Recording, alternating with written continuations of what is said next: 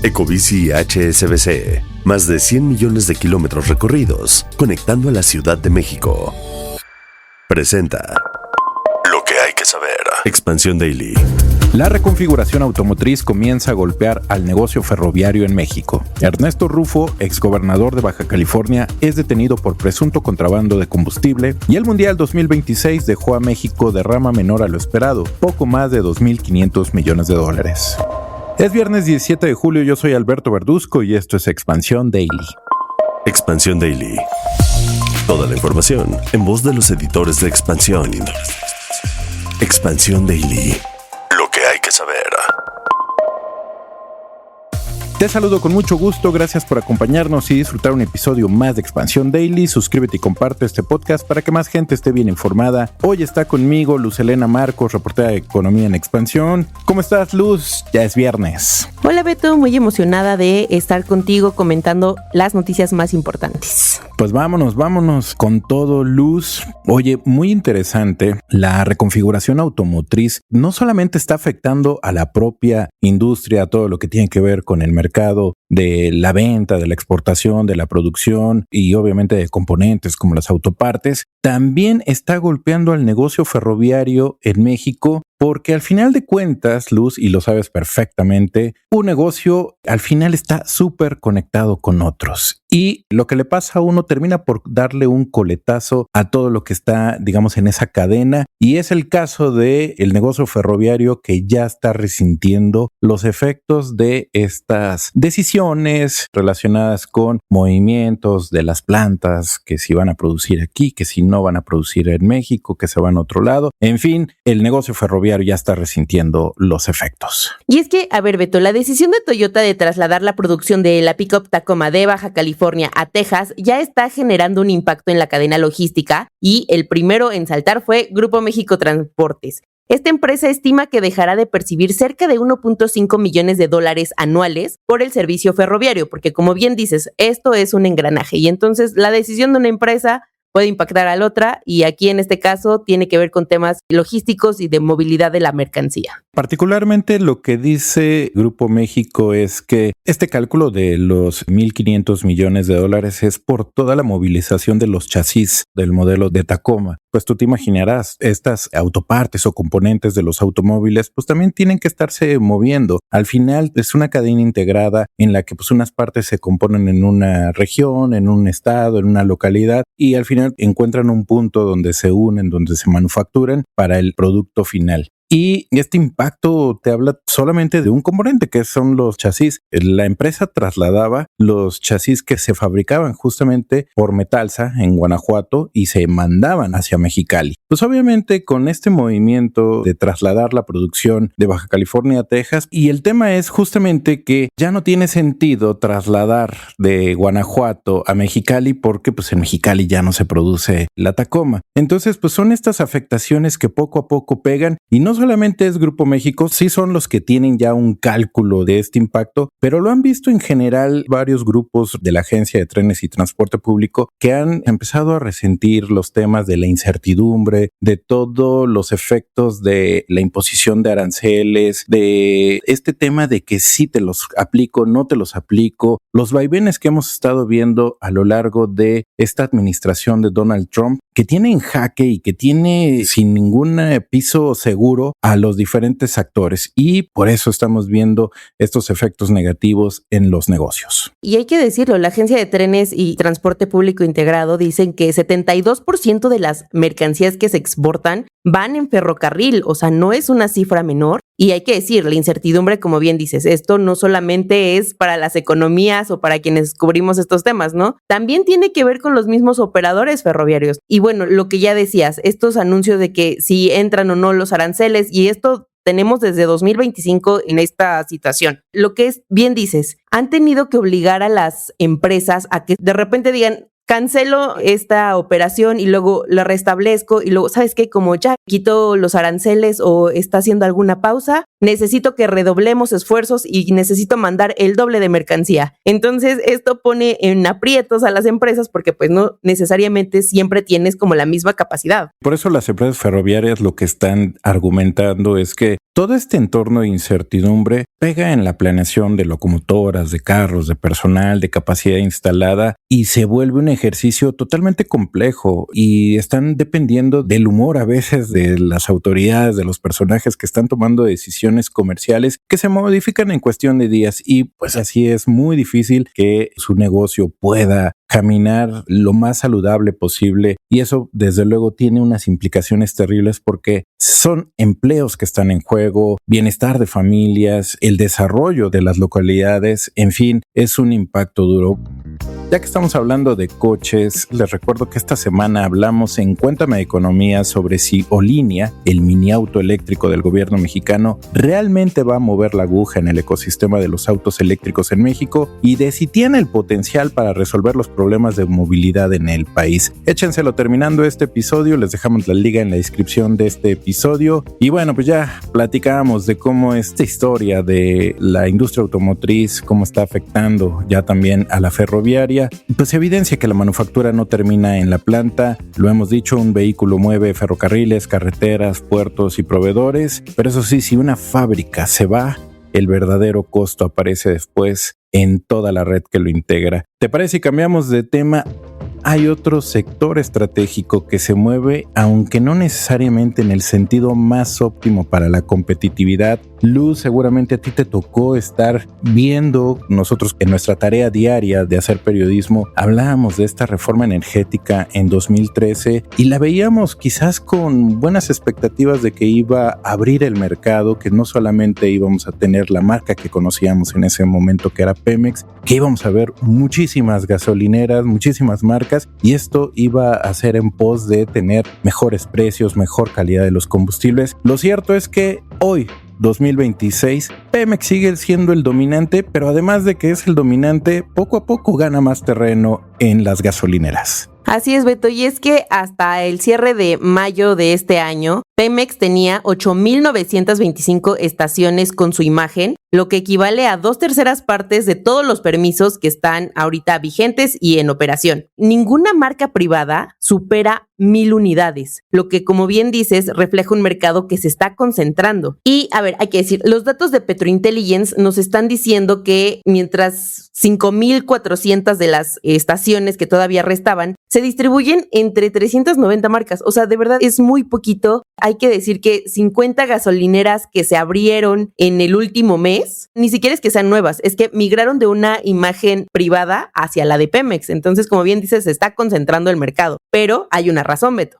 Esto ocurre en un contexto de cambios regulatorios y de una política energética impulsados tras la reforma energética aprobada en 2024, que lo que busca fue fortalecer el papel de las empresas públicas en el sector. Es decir, se le ha dado más peso y más relevancia, más importancia al tema de las empresas estatales. Estamos hablando de Pemex, particularmente aquí en el de las gasolineras, que pues hace que estén los incentivos puestos para que, además de que no hay creación de estaciones de servicio, las que existen y que son de privadas, nada más lo que terminen es cambiando el logo y cambiando el logo hacia Pemex. A ver, Luz, no está mal que una empresa mexicana sea dominante. Por supuesto que quisiéramos que las empresas mexicanas tengan mucho éxito. El problema es que cuando está tan concentrado un mercado, muy difícilmente vamos a ir a una estación y encontrar precios verdaderamente atractivos, porque la competencia realmente no existe. Y ese creo que es el propósito de esa reforma que decía de 2013,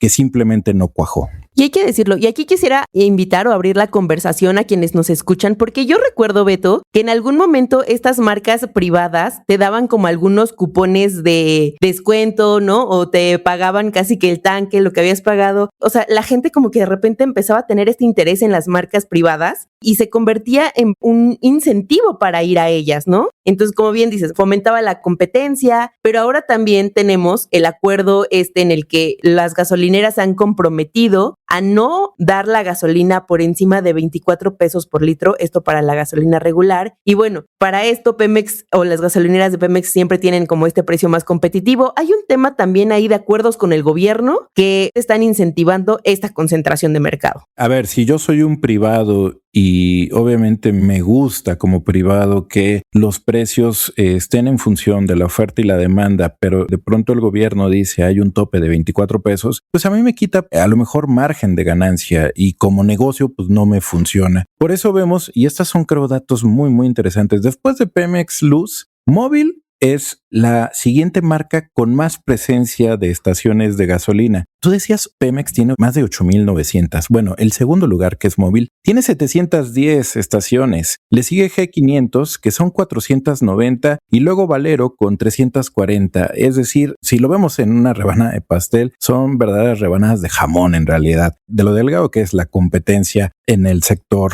gasolinero. En fin, aquí el que no se beneficia de un mercado competitivo, lo he dicho, es los consumidores, el automovilista, y pues es una lástima porque hemos visto cómo otras reformas sí han logrado cuajar y dar buenos resultados. Pero ¿qué te parece si hablamos justamente de otro mercado en el que la competencia nos muestra una dinámica más natural, más libre, pues permite tener buenos resultados? Cuéntanos de qué estamos hablando, Luz. Tenemos las cifras de las Afores que hasta junio pasado administraban 8.95 billones de pesos. Esto está superando todo el crédito que la banca da a empresas y a individuos. O sea, es una cifra enorme y bueno, tú dirás cuánto representa 8.9 billones de pesos. El 25% del Producto Interno Bruto. Es una cifra bastante grande, de hecho representa un incremento de 19% en comparación con junio del año pasado, cuando tenían 7.5 billones de pesos. O sea, hemos visto un aumento en los últimos meses. Yo estaba viendo la gráfica de la nota que tú trabajaste. Son casi 9 billones al primer semestre de este año. En 2020 eran 4 billones, poco más de 4 billones. Es decir, se ha duplicado la cifra y esto muestra que, digamos, en términos de cómo han robustecido los activos las administradoras de los ahorros de los trabajadores, pues ha sido dinámico. Con todo y que a veces la economía no está dando ese dinamismo, porque tú sabes que la economía no ha crecido de una manera vigorosa. Pero detrás de este factor está el tema del salario mínimo, que sí ha crecido de una manera importante y esto pues, se está reflejando en una bolsa mucho más robusta de las Afores. Y también una buena noticia, y yo creo que aquí puedes tú darme o no la razón, pero el ahorro voluntario también está creciendo. Es decir, creo que también hay más preocupación de la gente por su futuro y pues le está metiendo un extra a su futuro y por eso también las Afores se han robustecido. Pero recordemos, Beto, que en 2020 también se aprobó una reforma a las pensiones que buscaba que aumentáramos también las aportaciones que hacíamos nosotros como trabajadores, nuestros patrones y el gobierno. Entonces, estas aportaciones o este crecimiento también se está viendo reflejado en estos montos. De verdad, es muy grande lo que se está haciendo con esta reforma que buscaba justamente incentivar o tener más recursos para cuando la gente se retirara, porque ya estábamos viendo las primeras generaciones de la Ley 97 que se estaban retirando con muy poquito dinero. De hecho, por eso surge esta necesidad de crear el Fondo de Pensiones para el Bienestar. Y bueno, cuéntanos cuáles son las Afores que tienen el mayor monto administrado. Sí, mira, entre las Afore que se destacan son Profuturo con 1.76 billones de pesos, luego está Afore 21 de Banorte con 1.7 billones y Sura con 1.46 billones son las que lideran los activos administrados. Oye, pero no todos son buenas noticias, Luz, porque también hay un datito ahí que me parece que vale la pena comentarlo y es los retiros por desempleo que también alcanzan un récord histórico. Y tú dinos por qué este no es tan buen dato. Mira, el tema de que es un dato histórico me llama mucho la atención porque el monto que la gente está retirando de sus Afores por desempleo supera incluso a los que se retiraron en pandemia. A ver, vamos por partes. Este retiro por desempleo es una prestación que todos los que tenemos un Afore tenemos para que cuando tú te quedes sin trabajo puedas acudir a ese dinero y puedas salir mientras encuentras otro empleo. Pero hay que decir que como este dinero está pensado para invertirse en el largo plazo, la idea es que crezca. Si tú quitas ese dinero o sacas este monto, te quitan semanas cotizadas y pierdes como esa posibilidad de seguir aumentando el dinero para tu pensión. Y hay que decirlo, Beto, no todos devuelven ese dinero una vez que encuentran un empleo, ya es muy poca la gente que restituye ese dinero. Y ojo aquí, porque hay gestores que están anunciando en redes sociales, en el metro, en carteles, que te dicen, saca dinero de tu Afore y te prometen hasta 30,000 pesos o una cifra muy grande, y esto es una estafa con costo a tu retiro, porque, ok, tú me vas a decir, el dinero de mi Afore es mío y yo me lo quiero gastar ahorita y a ti qué te importa. Pero ellos te están cobrando una comisión por un trámite que debiera ser gratis, se quedan con una gran parte y el único afectado termina siendo tú porque terminas quitándole dinero a tu yo viejito. No, sí, totalmente. Siempre hay vivos que tratan de aprovecharse justo de una necesidad, de una situación complicada como puede ser la necesidad del dinero. Muchísimo, muchísimo cuidado. Oye, Luz, muy interesante lo que ocurrió también en términos de política. Ernesto Rufo, exgobernador de Baja California, fue detenido por presunto contrabando de combustible. Mira que si el problema del huachicol fiscal, que aquí lo hemos tocado en distintas áreas, es un problema que le resta crecimiento económico, afecta a las finanzas públicas del país. Y bueno, cuando vemos que hay presuntos implicados, y en este caso un exgobernador, mira que la cosa se pone seria. Y es que, a ver, la FGR informó que solicitó y logró esta orden de aprehensión. Se le está acusando, como bien dices, de delincuencia organizada y contrabando. Y esto tras una investigación que ellos denominan de alta complejidad relacionado con operaciones, sobre todo de huachicol, ¿no? Por una empresa que justamente fundó este exgobernador de Baja California. Lo que también están acusando por aquí es que el Partido Acción Nacional dice, hay algo raro, como que no sentimos que el piso sea parejo. Sí, como siempre, porque el PAN lo que acusa es una justicia selectiva, ¿no? Se actúa rápido contra Rufo, pero no con la misma velocidad de los casos Rocha Moya y Marina del Pilar. Pues vamos a darle seguimiento a este tema, porque siempre que hay una autoridad o un exfuncionario implicado en un tema de corrupción, en algún tema de algún ilícito, requiere mucha atención de nuestra parte. Pero ¿te parece si cerramos ya este episodio de viernes con el tema más emocionante de las últimas semanas y que este domingo llega a su fin? Esto no se acaba hasta que se acaba. Presentado por Sports Illustrated. Confesaré que no hay evento deportivo que me emocione tanto como el Mundial de Fútbol, y que este domingo llega a su fin con un encuentro que debo confesar, aunque no soy nada fan de ninguna de las dos selecciones, sí va a ser un muy buen partido. España contra Argentina. Este Mundial ha sido una montaña de emociones, buenas, malas, divertidas, de todo, y al menos hay quienes pudieron sacarle provecho, aunque no como se hubiera querido. Al final hubo una derrama económica. Luz, cuéntanos cuánto nos dejó el Mundial en México.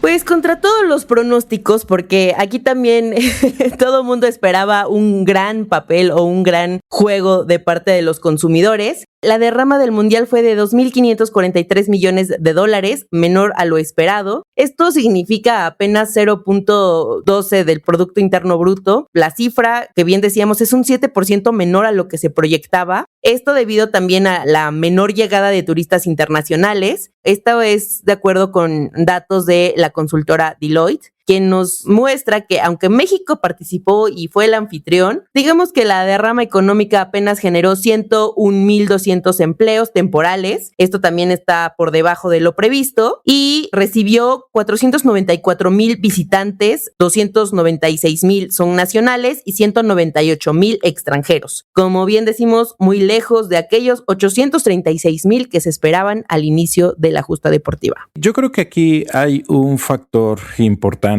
Luz. Al final fueron muy pocos partidos en México. No te voy a decir que la fiesta no estuvo a la altura, porque creo que los mexicanos salimos a celebrar los buenos resultados de México, y creo que en términos de fiesta, en términos de cómo le mostramos al mundo que los mexicanos sabemos celebrar, creo que ahí no nos quedamos cortos, pero fueron solo 13 partidos entre México, Monterrey y Guadalajara. Y creo que también el otro gran problema fue que las autoridades sí sobreestimaron entre la llegada de los visitantes, sobre todo extranjeros, y se quedaron muy cortas. Hace rato tú y yo platicamos incluso de que la misma inflación parece no reflejar esto, porque pues mucho se hablaba de que iba a haber un repunte en la inflación y Luz pasó todo lo contrario. Entonces, pues esto también es un indicador de que no estuvo a la altura en términos comerciales de derrama económica y pues ni siquiera en el bolsillo lo resentimos. Bueno, sí hay que decir, o podemos dar unos datos positivos, es que quienes sí se vieron beneficiados fue el sector sobre todo de la gastronomía. Ellos recibieron alrededor de 584 millones de dólares. El comercio minorista recibió por ahí de 433 millones y el servicio de alojamiento, que son todos los hoteles, 328 mil millones. El transporte fue acreedor de 223 millones y el entretenimiento bajó bastante con 34 millones. Así es. Oye, Luz, no me quiero despedir de este episodio sin que nos digas, yo sé que no te gusta el fútbol tanto como a otros, pero ¿a quién le vas a ir en la final y quién crees que va a ganar? Mira, Beto, yo te tengo novedades. Resulta que este verano me convertí en FIFA, como bien dicen, y aunque también los finalistas no son mis equipos favoritos, pero debo decir que si tengo que elegir entre España o Argentina, pues me voy con Argentina. ¡Sas!